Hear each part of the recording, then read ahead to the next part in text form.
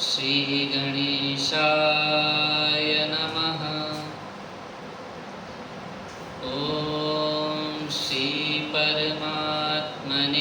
नमः। ॐ श्रीसरस्वत्यै नमः।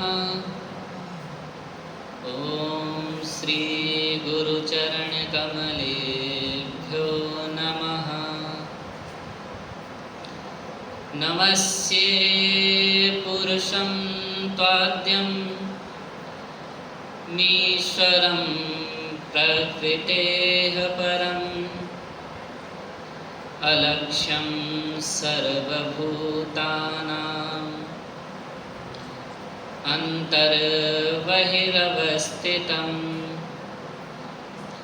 नमः पंकजनाभाय नमः पंकजमालिने नमः पंकजनेत्राय नमस्ते पंकजांग्रहे। कृष्णाय वासुदेवाय हरये परमात्मने प्रणतक्लेशनाशाय गोविन्दाय नमो नमः। नमः कुञ्जविहारिण्यै नमः कुञ्जविहारिणे। स्वामी श्रीहरिदासाय गुरूणां गुरवे नमः। अखण्डमण्डलाकारं व्याप्तं येन चराचरं तत्पदं दर्शितं येन तस्मै श्रीगुरवे नमः। मेरी भवबाधा हरो राधा नागर सोई। जातन की झाई पड़े श्याम हरित द्युति होए। राधे मेरी स्वामिनी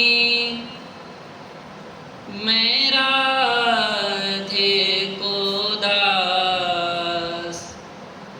जन्म जन्म मोहि दीजियो श्री वृंदावन को वास। जय जय श्री राधा रमण जय जय नवल किशोर।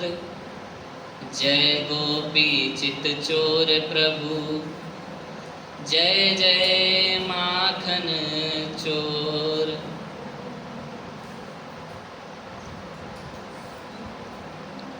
सर्वप्रथम हम उस दैवीय शक्ति को प्रणाम करते हैं जिसकी माया से यह संसार हमें सत्य सा प्रतीत हो रहा है, परंतु यह सत्य नहीं है। सत्य केवल ब्रह्म है। तत्पश्चात हमारे पूज्य महाराज श्री, जिनकी छत्र छाया में हम अध्ययन कर रहे हैं, उन महाराज श्री को मैं वंदन करता हूँ। तत्पश्चात हमें रोज रोज नई नई विद्याओं का अर्जन कराने वाले गुरुजनों को प्रणाम करता हूँ। तत्पश्चात यहाँ हमारे उपस्थित अग्रज एवं अनुज भाई, उन सभी का मैं अभिवादन करता हूँ। कथा में प्रवेश करने से पहले आइए अपनी वाणी को पवित्र करते हैं और भगवान नाम का आश्रय लेते हैं। कृष्ण गोविंद गोविंद गोपाल नंद लाल, कृष्ण गोविंद गोविंद गोपाल नंद लाल, कृष्ण गोविंद गोविंद गोपाल नंद लाल, कृष्ण गोविंद गोविंद गोपाल नंद लाल, कृष्ण गोविंद गोविंद गोपाल नंद लाल, कृष्ण गोविंद गोविंद गोपाल नंद लाल, कृष्ण गोविंद गोविंद गोपाल नंद लाल, कृष्ण गोविंद गोविंद गोपाल नंद लाल, राधे गोविंद गोविंद गोपाल नंद लाल, राधे गोविंद गोविंद गोपाल नंद लाल, राधे गोविंद गोविंद गोपाल नंद लाल, राधे गोविंद गोविंद गोपाल नंद लाल। बोलिए बांके बिहारी लाल की, सद्गुरुदेव महाराज की।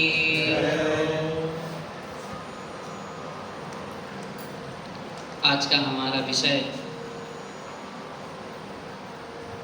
यदि आप और हम अगर भगवान पर विश्वास करेंगे तो जो हमारी खोई हुई वस्तु है वह भी प्राप्त हो जाएगी, और जो विश्वास नहीं करते, जो भगवान को नहीं मानते, उनके हाथ में आने पर भी वह वस्तु प्राप्त नहीं होगी। वह व्यक्ति समझ नहीं पाएगा कि हमारी वस्तु हमारे हाथ में ही है।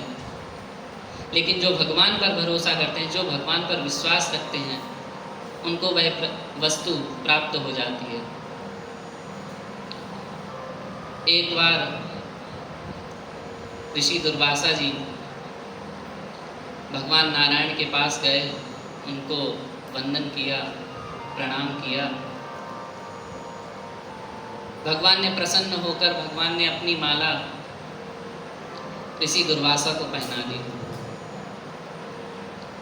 दुर्वासा जी वहाँ से चले, देवताओं के सम्राट इंद्र के भवन में पहुँचे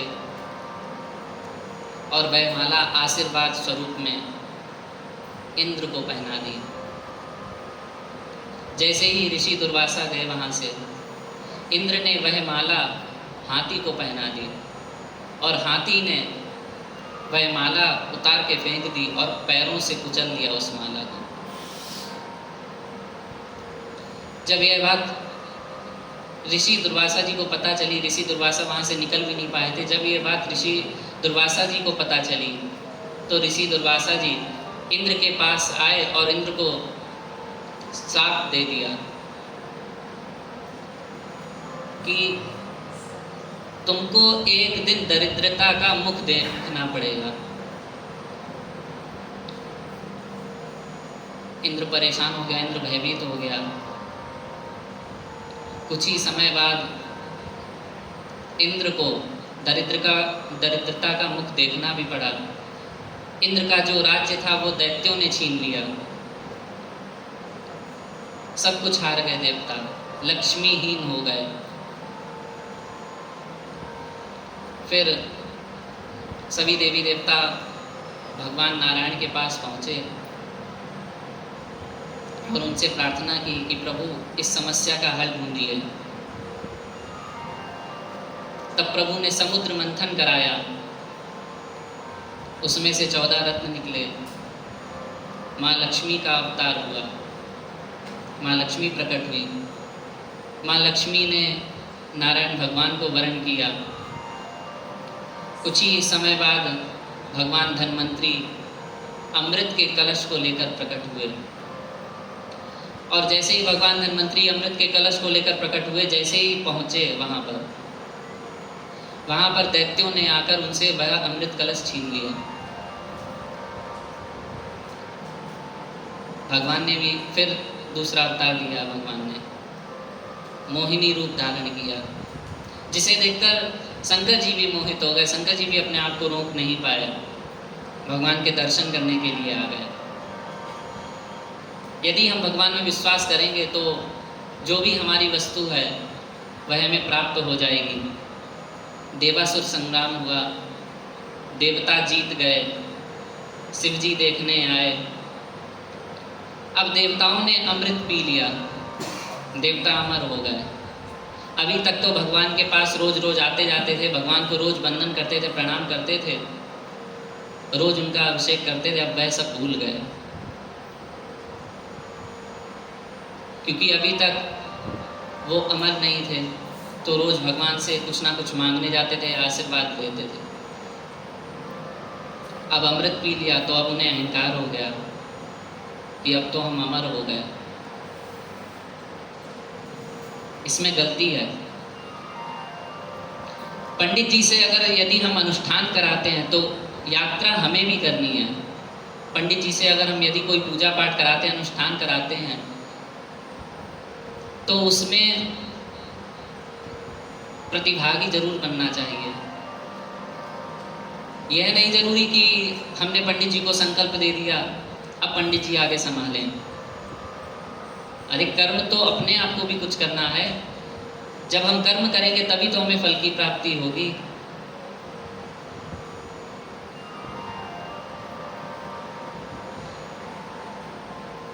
राजा बलि ने गुरुदेव के आशीर्वाद से इंद्र का राज्य जीत लिया था, क्योंकि उनके ऊपर गुरुदेव की कृपा थी। राजा बलि बड़े महात्मा थे, दैत्य कुल में उत्पन्न हुए थे, लेकिन भगवान की पूजा करते थे।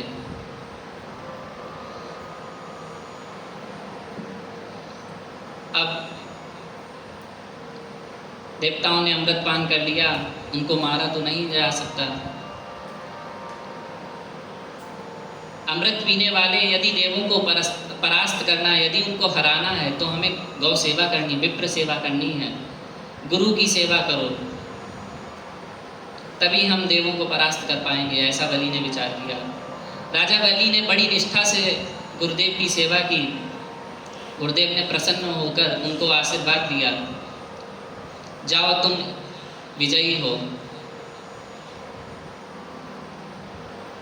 और केवल स्वर्ग ही नहीं, पूरे त्रिलोकी को जीत लिया सिर्फ गुरुदेव के आशीर्वाद से। तीनों लोगों को अपने कब्जे में ले लिया।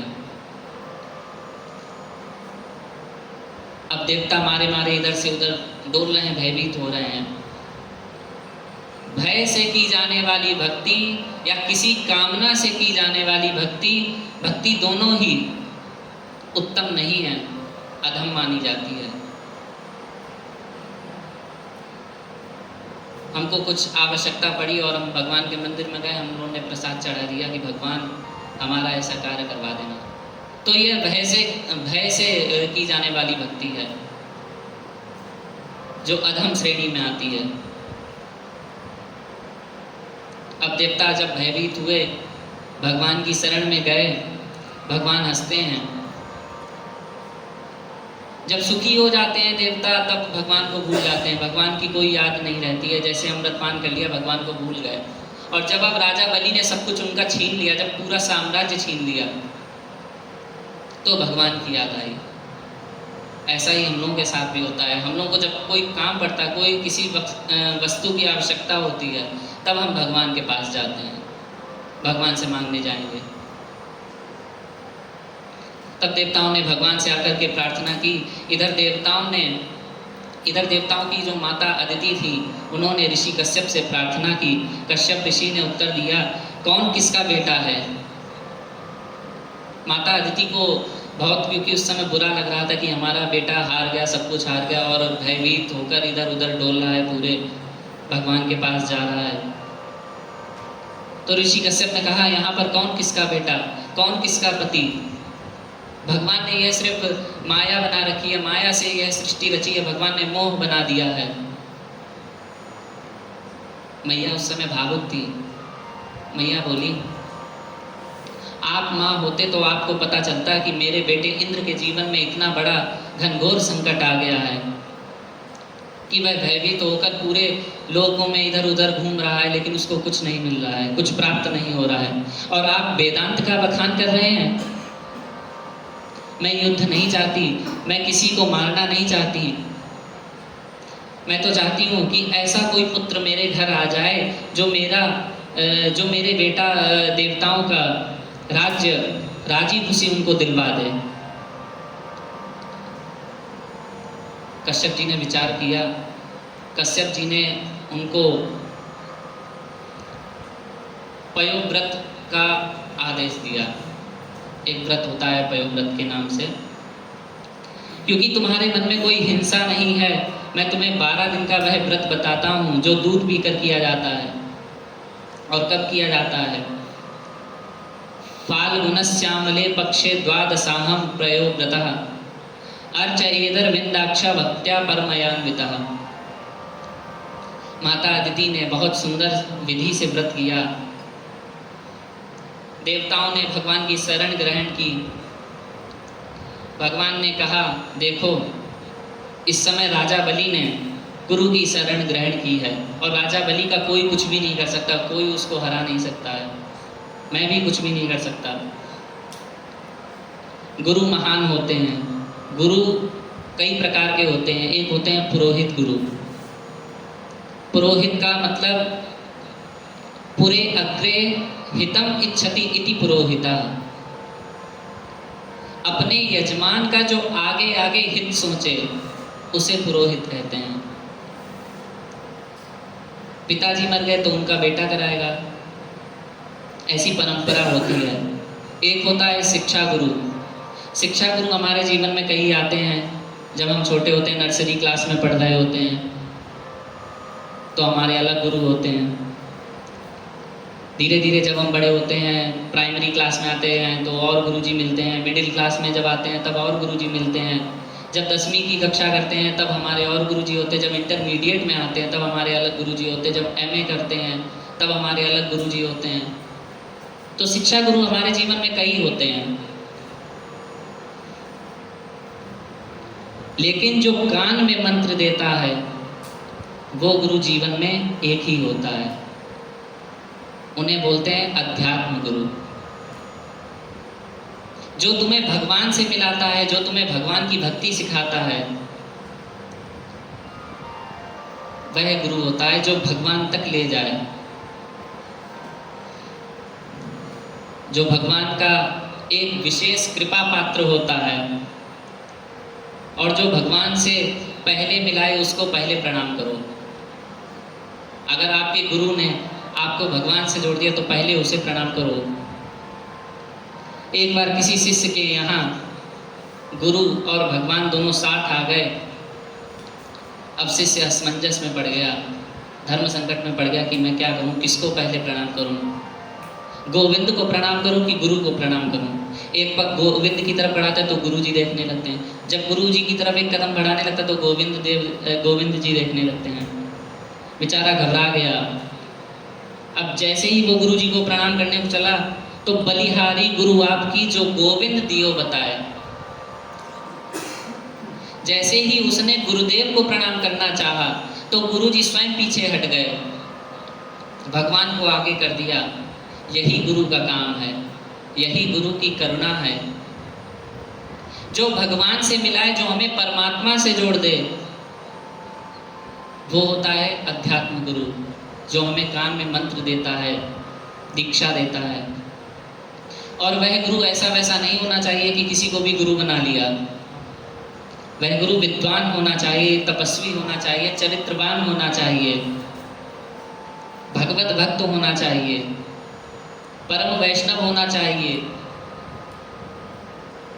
भगवान श्री कृष्ण का लाडला होना चाहिए, राधा माधव का दुलारा होना चाहिए, जो तुम्हारी गोद में परमात्मा को बिठा दे।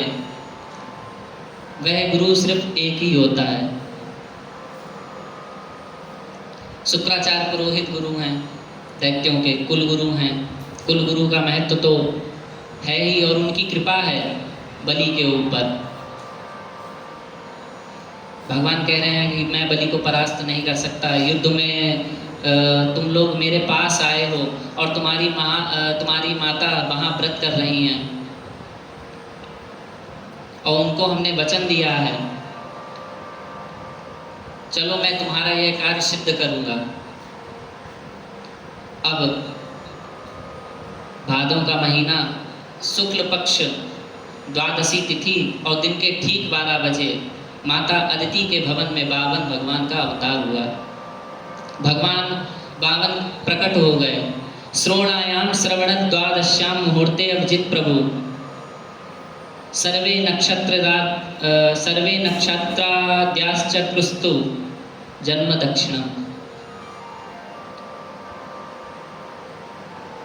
भगवान वामन का प्राकट्य हुआ। बावन भगवान के छोटे छोटे चरण हैं, छोटे छोटे उनके हाथ हैं, पतली सी कमर है उनकी, ऐसा मनमोहक रूप बना के आए, बड़ी बड़ी आंखें उनकी। देवताओं ने वहाँ भगवान का पूजन किया। तं वटु वामनं दृष्ट्वा मोदमाना महर्षयः कर्माणि कारयामासु पुरस्कृत्य प्रजापतिम्। अब वहाँ देवताओं ने भगवान वामन का पूजन किया, अभिषेक किया, उनका प्रणाम किया उनको।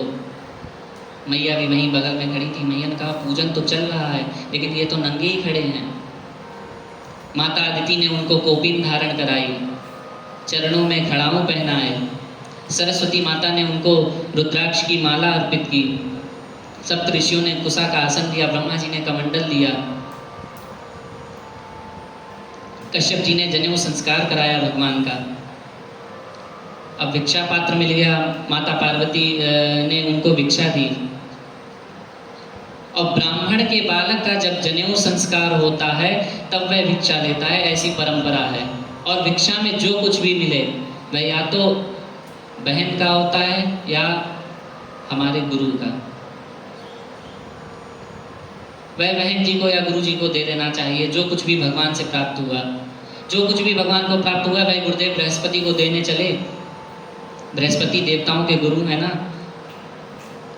अब बृहस्पति जी बोले छोटी मोटी भिक्षा से हमारा काम नहीं चलना, आप जाओ और जो राज्य राजा बलि ने छीन लिया है उसको वापस दो, हम तो तभी प्रसन्न होंगे।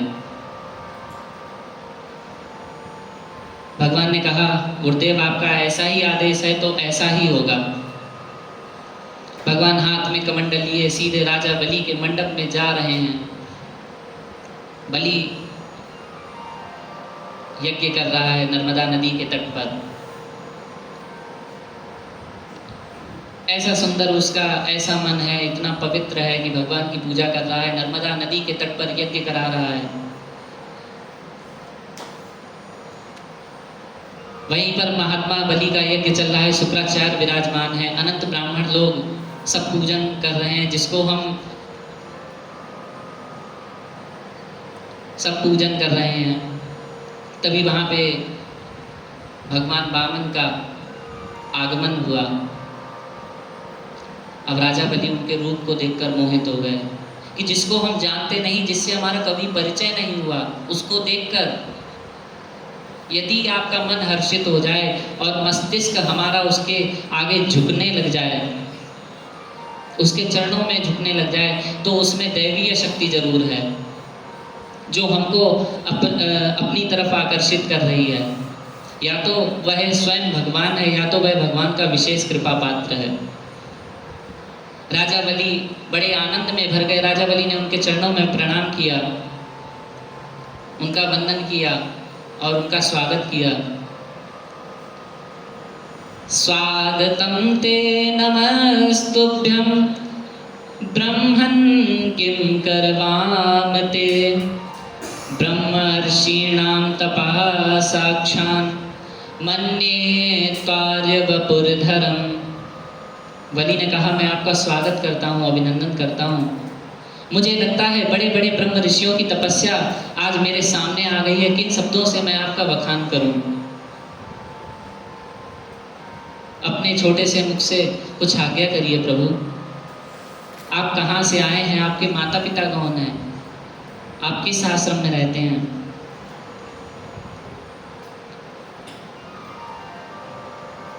कौन आपके गुरुदेव हैं। भगवान बामन ने सिर हिला दिया, कुछ नहीं बोले। भगवान बामन माला जप रहे थे। गुरुजी बोले माला चल रही है इसलिए नहीं बोल रहे हैं, जप चल रहा है उनका। अब राजा बलि और आनंद में भर गए, ऐसा पवित्र ब्रह्मचारी ब्राह्मण मेरे घर आया। बहुत उनको खुशी हुई। अपने छोटे से मुख से आप बड़ी से बड़ी वस्तु मांगे, मैं सत्य कहता हूँ आपको मांगने में विलंब होगा लेकिन मैं देने में विलंब नहीं करूँगा। ऐसा राजा बलि ने भगवान वामन से कहा। अभी तो वामन भगवान कुछ नहीं बोले, अभी वो मौन हैं, अपना जप कर रहे हैं। भगवान शांत मुद्रा में हैं। राजा बलि ने उनको वचन दिया कि आप जो मांगेंगे मैं वह दूंगा, मैं सत्य कह रहा हूँ। इसके आगे की कथा हम अगले सत्र में सुनेंगे, श्रवण करेंगे। तब तक मैं अपनी वाणी को विराम देता हूँ। अगले सत्र में हम इसके आगे की कथा सुनेंगे कि भगवान ने राजा बलि से क्या मांगा और राजा बलि ने क्या क्या भगवान को अर्पित किया। वाणी को विश्राम करने से पहले आइए भगवान नाम का आश्रय लेते हैं।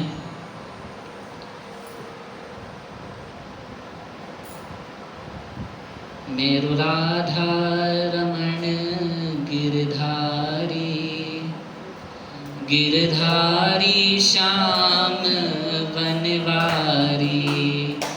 मेरो राधा रमण गिरधारी, गिरधारी नाथ बनवारी। मेरो राधा रमण गिरधारी, गिरधारी श्याम बनवारी। मेरो राधा रम बनवारी। गोविंद चले आओ, गोपाल चले आओ। गोविंद चले आओ, गोपाल चले आओ। हे मुरलीधर मोहन नंदलाल चले आओ। हे मुरलीधर मोहन नंदलाल चले आओ। हे मुरलीधर मोहन नंदलाल चले आओ। गोविंद चले आओ, गोपाल चले आओ। बोलिए कृष्ण कन्हैया लाल की, बांके बिहारी लाल की।